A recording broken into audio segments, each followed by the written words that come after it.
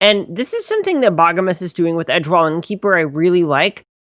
We see Boggemes prioritizing making sure that he actually gets a card out of this spell once it's deployed to the battlefield. He's not just jamming it into open Heartless Act mana or anything like that. Yeah, you know this game is going to go very long. You have time to hold that Innkeeper back, and that extra card that you get from it is going to be important over the course of the game. So I do like that discipline there from Boggemes. And we think about Sultai Ramp as a deck being powered by Nissa Who Shakes the World. It turns out this is a Nissa mirror. Boggemes sporting 2 copies of the format-defining Planeswalker himself. And that makes a lot of sense to me in a deck which is very mana-hungry, often wants to be casting Granted for a card and then playing that card on the same turn. Nice to have that burst of mana. And then also, sometimes you just start making lands and hitting them. You get to convert that into damage very quickly.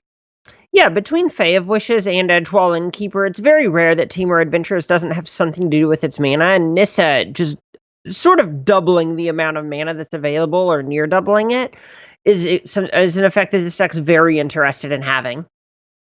Absolutely, and we see Cultivate here for Idi Kassis, allowing him to keep making his land drops with an eye to escaping that Uro in a few turns, and we see Epic Downfall, a card we have seen pop up in sideboards from time to time, a main deck card here for Kassis, taking down that Lovestruck Beast. Yeah, it's a great answer to cards like Cavalier of Thorns that you need to actually be able to exile, and Boggemes presenting that copy of Lovestruck Beast before anything else more important is really just trying to reduce the efficacy of Kassis' removal and kind of pricing Kassis into using it on cards that he might otherwise not want to. And in true Idi Kassis style, he has a little bit of everything as far as removal is concerned. He's got that Epic Downfall that we saw there. We've got the Heartless Act and Aethergast in his hand. We've got some Eliminates hanging out. Various different options. So hard for Boggemes to play against all of that at once, but a player of his caliber can make a good shot at it. And this is a really interesting line from Boggemes, where now you actually just get to hold up a flash copy of Brazen Borrower with this Edgewall Innkeeper. Yeah, and Kassis really wants to use his Heartless Act to contain the card advantage from that Edgekeeper. That allows Boggemes to flash in this 3-1 and get to work attacking Kassis' life total. And one of the interesting points about doing it on this turn specifically is it's one of the turns where Kassis is going to have 6-7 mana available, so you're forcing Kassis to almost downgrade his turn by using one of these 2-drops, where normally Kassis would rather cast, say, a Casualties of War, one of those big flashy planeswalkers, and so on. And here's Llanowar Visionary, a nice card just to keep things moving for Kassis. We've seen that card show up alongside Joriel as a nice 1-2 curve. No copies of Joriel in Kassis' deck, but it turns out Llanowar Visionary, a perfectly good card nonetheless.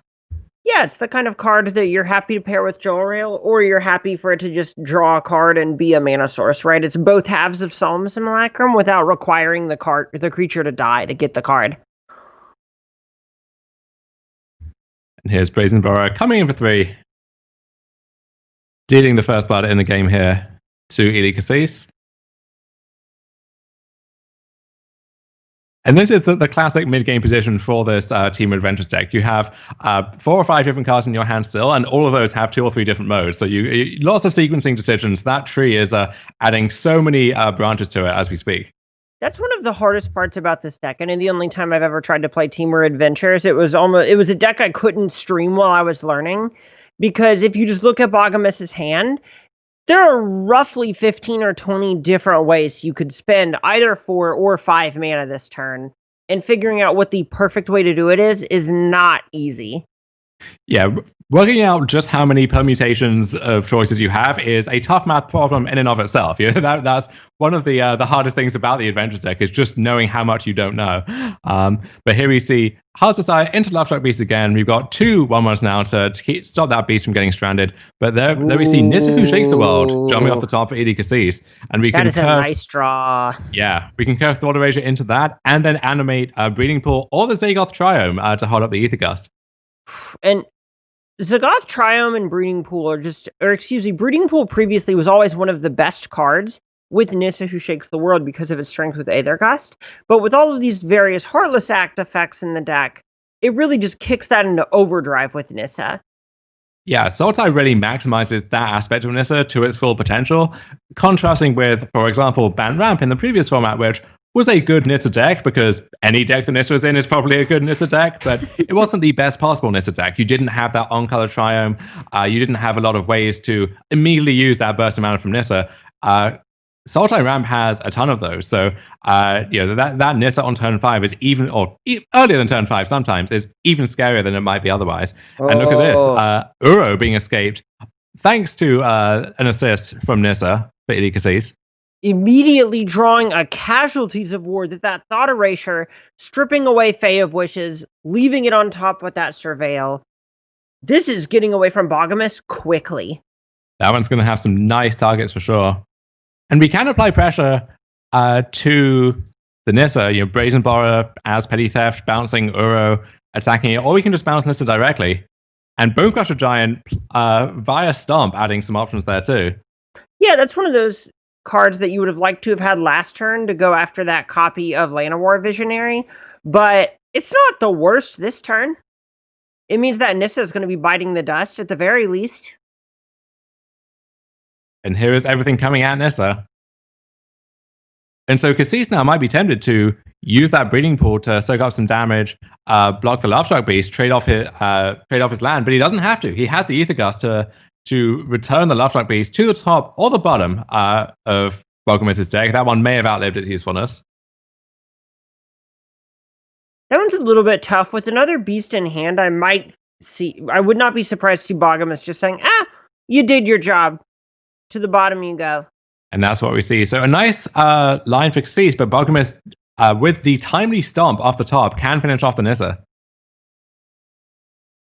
But you see there, no land drop for Boggemes, so this very mana-hungry Adventure deck is about to lose one of those lands to a Casualties of War if Kassis feels like it, or he may decide to hold it back in case a more juicy creature target presents itself. Yeah, this is a really interesting spot where on one hand you want to be able to go ahead and just cast your spells on time, but on the other, this is a fairly anemic Casualties of War. You don't want to just hit a Brazen Borrower and a Triumph with that card. That's not why you put a 6-mana card in your deck. Oh, and look at that. Ugin the Spirit Dragon. That's why you put an 8-mana card in your deck if you're eating Kassis. And it's kind of a nice problem to have that you don't have good targets for Casualties of War. That's a sign that the game may be going okay. And especially now without Ugin, Kassis sees the window to fire off that Casualties, get 2 cards of value out of it, and use that Ugin next turn to slam the door.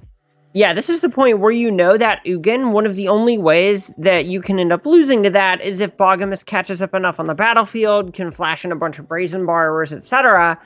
And now, Kassis is just making that impossible.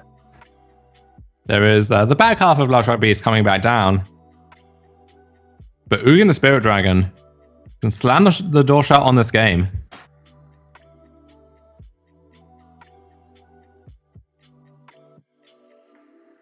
All right, there's the Ugin. Just the one copy in Kassis' deck, but you see how just having that one copy to play towards adds this whole new dimension to the deck where this card can just fundamentally reshape how these matchups work. Oh, if Boggemes had drawn a Stomp there, he could have finished off the Ugin in conjunction with his Lucky Clover in hand, but he misses. That Lucky Clover, an appealing Casualties of War target, but that Clover may be showing up too late here to do anything meaningful. Is there anything that this Fae of Wishes can find? I imagine the switchboard is quite extensive, but Ugin will be at 6 by the time Boggemes gets to actually cast the card it finds? Yeah, Mass Manipulation, a fair way off for Kyle Boggemes. Not sure that one's coming to play anytime soon. We do have various options that you can see. As always, most of the sideboard for this Team Adventures deck taken up by targets for granted. Yeah, you cannot be excited at the idea of having to bounce this Ugin with Brazen Borrower. Because even then you lose your Brazen Borrower. Yeah, Boggemes does have Source-It in his sideboard, but can't actually access that and cast it before the Ugin gets back up out of range. And no copy of Expansion in the sideboard, so there isn't any sort of granted to get Soulseer plus Expansion, hope to rip the land to deal 10 to Ugin line either. No, if we Petty Theft back the Ugin, then in theory, we could Granted for a negate or something, but we're missing the land drop for that too. So a really tough spot for Kyle Boggemes, who, even if he can contain the Ugin, he's on 8 life. We have that 3/3 land threatening to end the game in a few turns. Yeah, 8 is not that much life to work with. And that's to say nothing about Uro just chilling in the graveyard too. Oof. Yeah, and this is exactly the strength of this Sultai ramp deck that Kassis has brought this week, is it attacks you on so many axes as long as it's given time. So we're going to get to find 2 cards here. Ooh, there's a land! And that line of granted for a land is, I think, fundamental to how this Adventures deck operates in the mid game, and I think not having that land in your sideboard is a massive oversight. So good to see that from Boggemes, and I don't know if that's going to be enough to help him get out of this mana trouble, but if it is, then that's a good start. Okay, so we have a Nissa who shakes the world. Now Ugin pluses puts Boggemes down to 2, so we now have 2 lethal threats and a third with Uro joining the party again.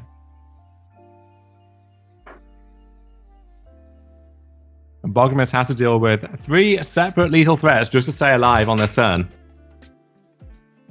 I'm not sure how he gets out of this one. This is just...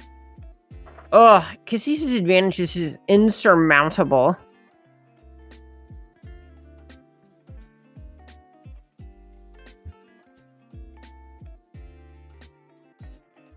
We can petty theft back 2 of those, but then we need to wait to counter the Ugin on the way back down. And still block the land. Which I guess Nissa has the ability to, but not if you tap the land. Oh, God. There's just so much here. Kassis even has that Castle Vantress hiding among his lands to keep digging for action as a follow-up. And Kyle Boggemes has a concession sending us to the sideboard at the end of game 1. So Kyle Boggemes really can't sideboard much because of the Feo versus sideboard. So let's take a look at Kassis' side. A lot of different options available to him. What stands out from the Sultai side in this matchup? So the big things that are sticking out to me are just the reactive cards that are actually able to check the relevant pieces that Boggemes is bringing to the table. These are your cards like things that can check an Edgewall Innkeeper, your small ball removal spells, for example. I imagine those copies of Wilt in Kassis' sideboard are going to be jumping into the deck because these are kind of low-cost ways to check copies of Lucky Clover and can just be cycled if Boggemes doesn't draw Lucky Clover.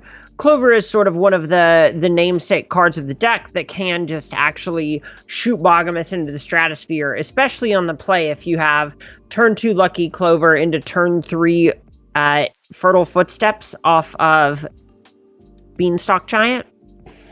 These starts are the things that actually just jump Boggemes so far ahead on mana that Kassis is going to struggle to play a reactive strategy.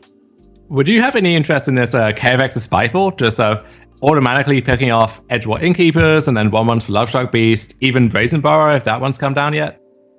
So, firstly, it doesn't line up very well against Stomp, so I don't like it for that reason. And then on the other hand, cards like Edgewall Innkeeper, you don't really want to be answering for 4 mana. Same with even Lovestruck Beast tokens, which are frequently just going to be incidental free value almost. Spending a 4 mana card checking those when the 1/1 doesn't feel that relevant. And Edgewall Innkeeper you're planning to commit your 2-drop removal spells to. It just doesn't really have a role in the matchup despite literally having text. You know what I mean? Yeah, no shortage of good mid-game plays for Kassis either. We do see, on the other hand, Negate coming into the deck. So that's a card which, on the play, can answer Lucky Clover. Even later on in the game, you can answer one of these big mid-game cards like Nissa Who Shakes the World or Escape to the Wilds. And also can generally find a use for it, countering a timely Petty Theft or Stomp. But Kassis having to send that hand back, at the very least.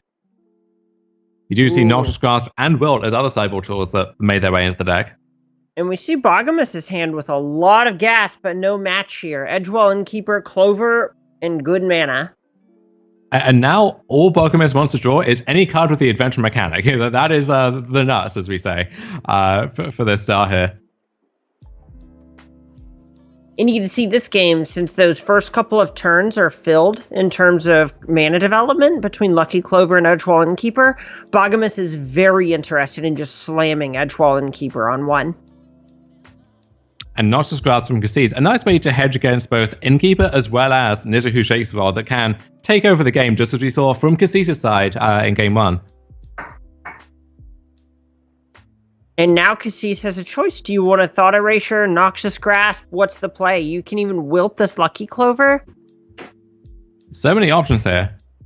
And we know that a player of Kassis' caliber, our champion from our first qualifier last weekend, will be running the numbers on all of those. And you can see him go ahead and Noxious Grasp over Wilt here because most of the adventure creatures aren't going to be accruing a ton of value for Boggemes on 3 outside of that card of Beanstalk Giant. Right, we see Brazen Borrower not having much tax. Bone Crusher Giant's Stomp effect is not that brutal if you wait a turn, whereas Innkeeper could draw a few cards if left unchecked. And now, here's a window for Kassis, if he wants to wilt the Clover before Boggemes can really get anything in return for it. So that start with 2 of the deck's namesake cards in Edgewall Innkeeper and Lucky Clover hasn't really materialized into anything yet. And now Boggemes just on some lands and an Ether Gust. Well, there is this Brazen Borrower that's looking to do its best insect elaboration impression. And there's Thought Erasure from Kassis.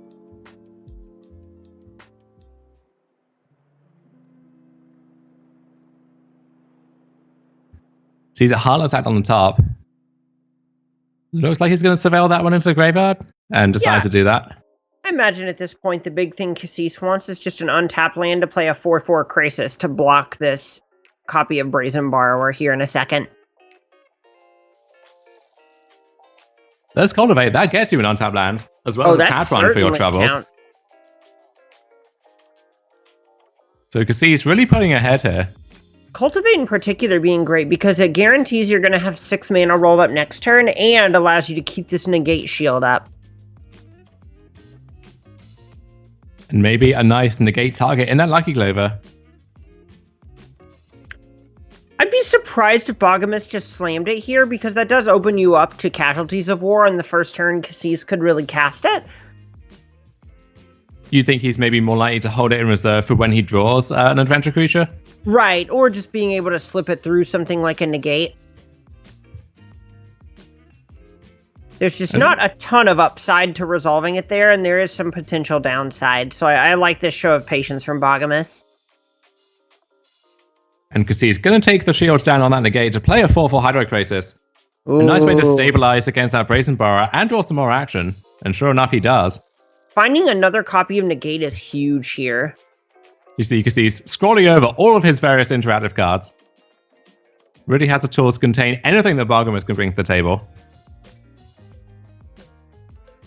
Noxious Grass there, even able to check a giant Beanstalk Giant. A humongous Beanstalk Giant, perhaps. A giant Beanstalk Giant. The clue's in the name, it does what it says on the tin. Oh, yes. Yes. The Bane of Kassis player. And we don't get to take a card, and we're keeping a card on top, so no use for that Thought Erasure here, but hey, nice to know that Nissa is rolled up for next turn. And there is the rather large and in charge Beanstalk Giant, but Noxious Grasp going to make its reign very short here. And we are quickly reaching an area where I don't know how Boggemes comes back. We have this Nissa Who Shakes the World coming off the top for Elite Kassis with double negate backup and a blocker.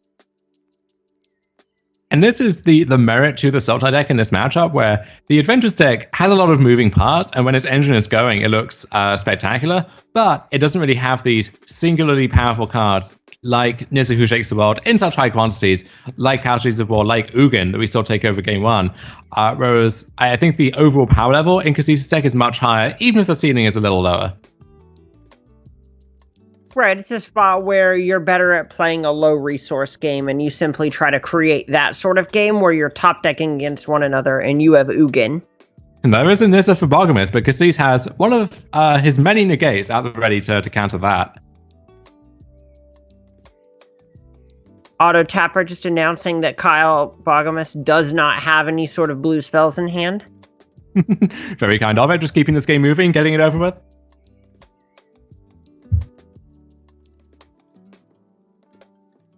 He does have a Ketria Triumph that we can use to try and find something else, but I think we need several good cards in a row just to keep Kyle Boggemes in this game, and even that might not be good enough. And you can see Boggemes sending Brazen Borrower upstairs instead of Anissa because he realizes that is the only way to actually win this game. Prolonging it is not going to win. And as if that weren't enough, Uro also coming down for Kassis' side. Ooh, things are getting bad. Able to escape that one immediately too.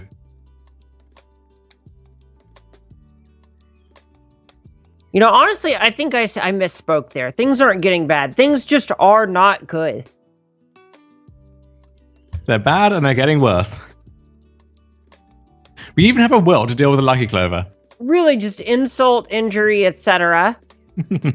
Both halves of that split card coming into play for Kyle Boggemes. Boggemes going down to 1 here. He has one more draw step. Alright, 5 lethal threats, a handful of cards. I can deal with anything you can play twice over. What do you got? What's the best you can do, Kyle Boggemes?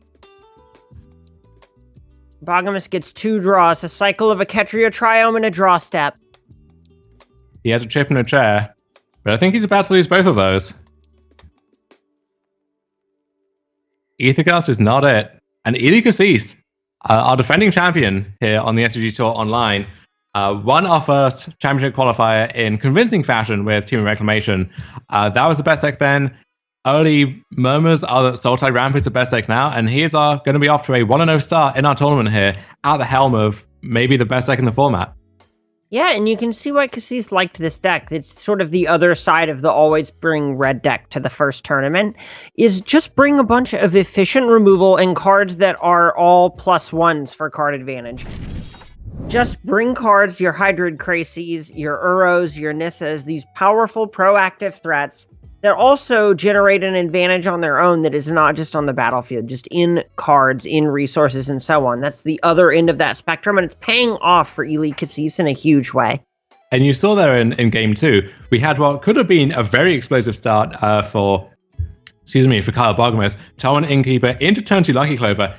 Any adventure creature, just you're off to the races. But Kassis had the interactive cards that he'd boarded in to contain those starts, and then Boggemes ran out of cards very quickly. He was down to just trying to get aggressive with Brazen Borrowers and Bowcrusher Giants, and that's just not going to be good enough against a otherwise functional draw deck. And Kassis' draw was more than functional. He had it all going on, able to win that match 2-0, and maybe notch that one up for the people who say that Sultai is ahead in that matchup, which could be one of the most important matchups in this iteration of this standard format.